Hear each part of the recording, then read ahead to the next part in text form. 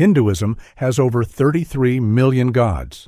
At least, that's what everyone says. But what if that number is completely wrong, and the truth is something far more strange? Most people outside Hinduism, and even some inside it, have no clear picture of how these gods connect, who the major ones actually are, or why Hindus seem to worship completely different gods depending on where they live. By the end of this video, you'll understand the entire Hindu pantheon, from the 3 supreme gods at the top to the most beloved deities worshipped by over 1 billion people. And you'll finally see how it all fits together into one system. Now here's something that will stay with you for the next few minutes. Hinduism is called polytheistic, the religion of many gods. But the oldest Hindu texts describe something that sounds almost monotheistic, one ultimate reality behind everything. So which is it? We'll get there. But the answer is not what you expect. And there's one god in particular, a god with the head of an elephant, whose origin story is so unsettling that it raises a question most people never think to ask. We'll get to that too. But first, you need to understand the foundation, because without it, none of the gods make sense. Most explainers start with the big 3, Brahma, Vishnu, Shiva, and treat them like a simple hierarchy. But that misses the entire point. Before any of those gods exist, Hindu philosophy starts with Brahman. Not Brahma, Brahman.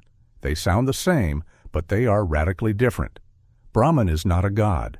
Brahman is the formless, infinite, ultimate reality that everything in the universe comes from. Every god, every soul, every atom, every thought, all of it is a manifestation of Brahman. Brahman is not sitting on a throne somewhere watching the universe. Brahman is the universe, and the universe is Brahman. And once you understand that, the 33 million gods number stops being confusing and starts making perfect sense. Because every single deity in Hinduism is not a separate being competing for power. They're all expressions of the same infinite source, showing up in different forms so that human beings can connect with something too vast to comprehend directly. Think of it like light passing through a prism. The light is one. The colors are many.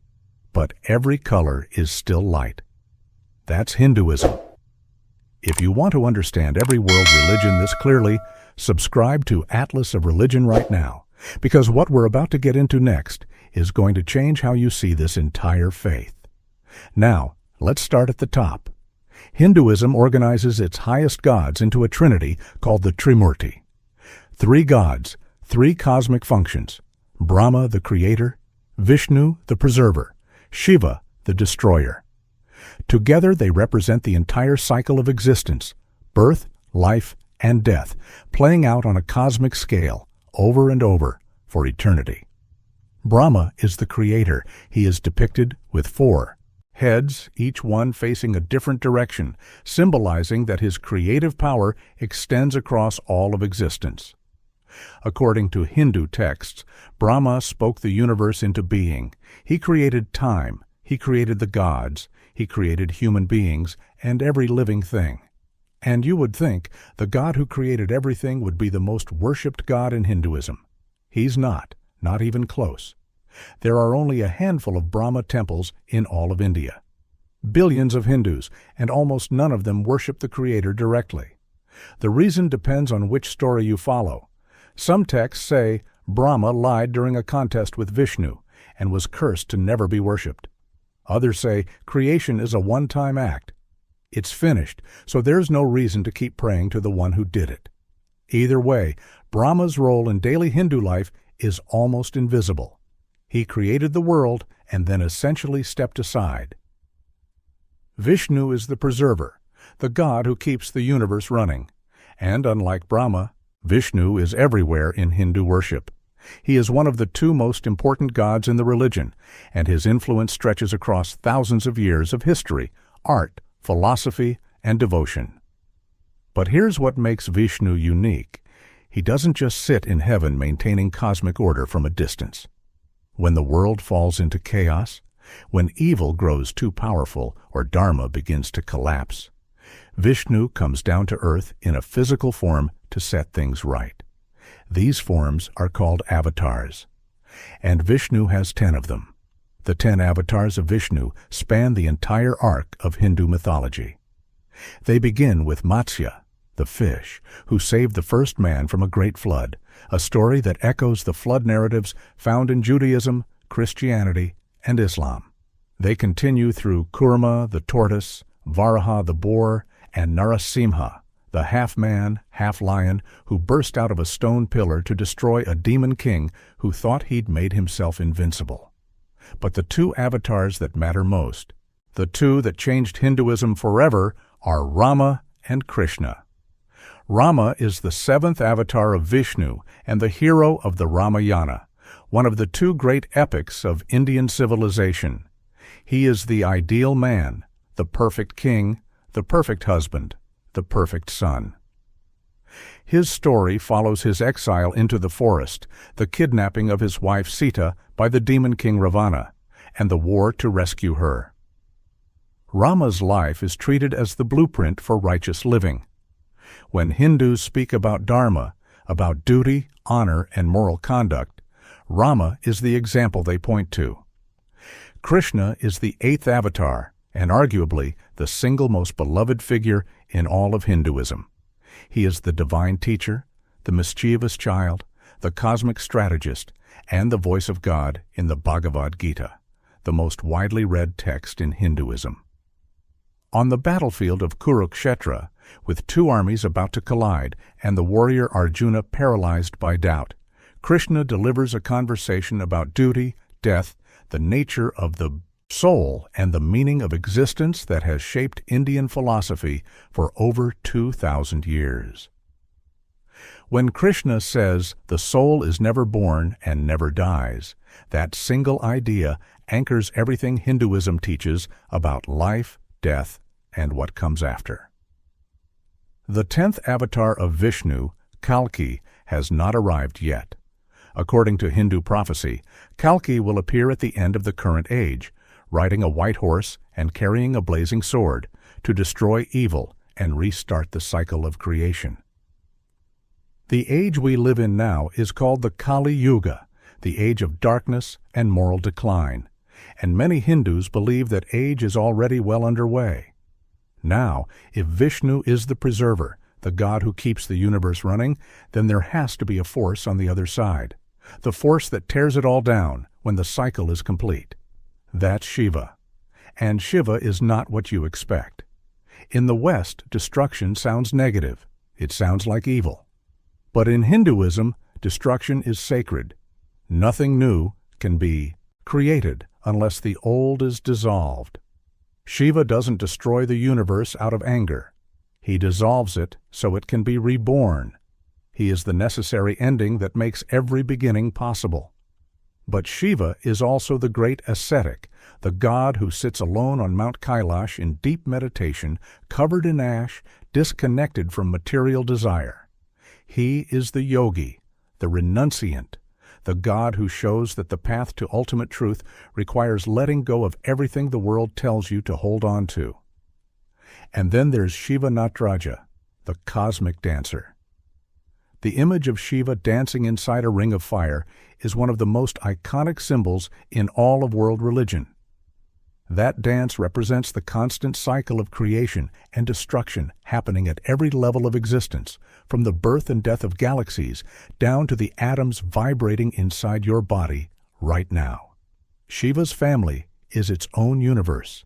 His wife, Parvati, is the goddess of love, devotion, and fertility, the gentle counterpart to Shiva's intensity.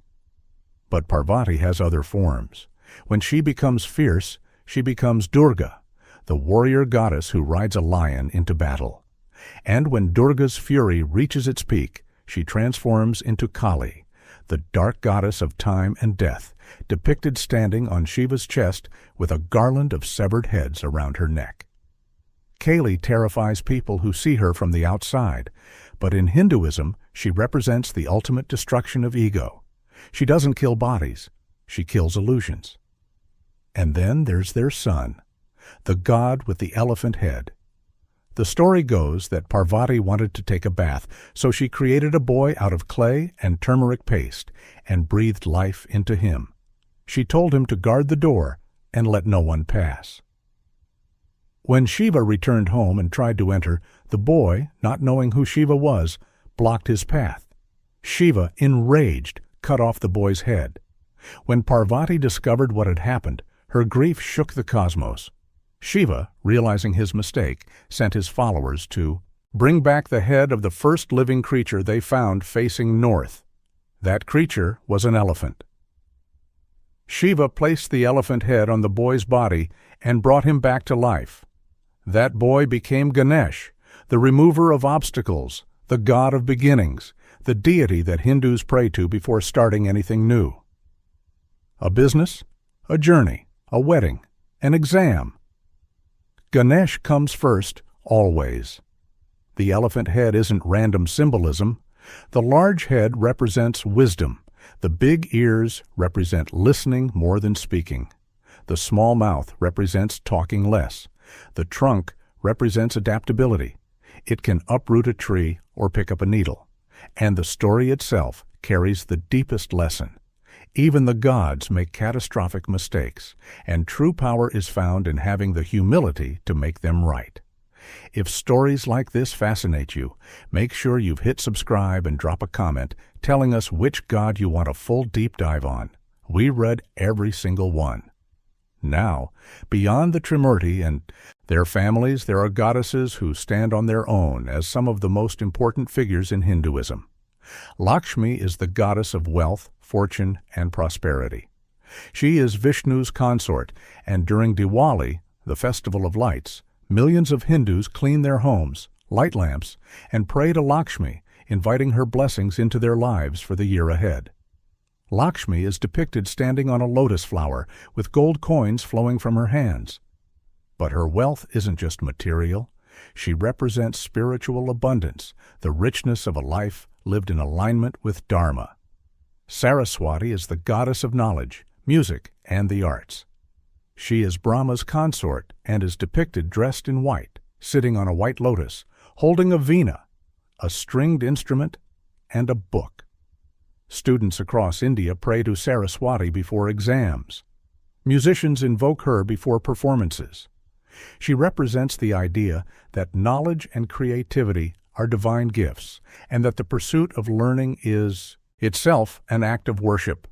And then there is Hanuman, the monkey god, the devoted servant of Lord Rama, who flew across the ocean to Lanka, found Sita imprisoned by the demon king Ravana, and burned the entire city to the ground with his flaming tail.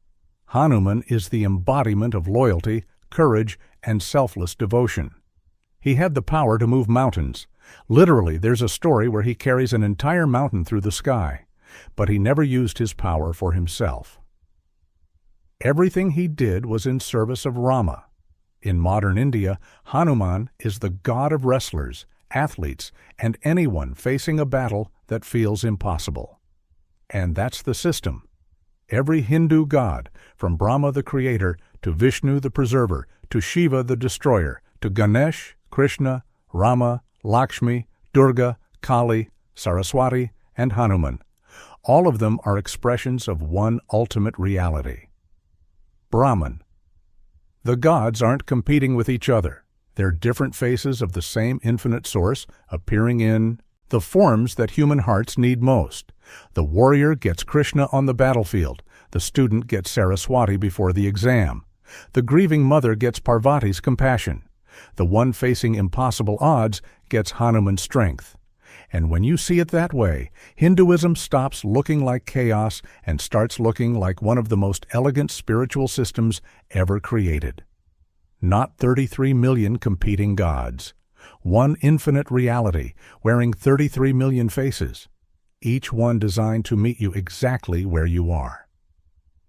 If this video just changed how you see Hinduism, or any religion, hit subscribe. Atlas of Religion breaks down every world religion this clearly, and we're just getting started. Now that you understand the Hindu pantheon, the next question is, How did two of these gods split Hinduism into completely different traditions that have lasted for thousands of years? That's the Shiva versus Vishnu story, and it's right here. I'll see you there.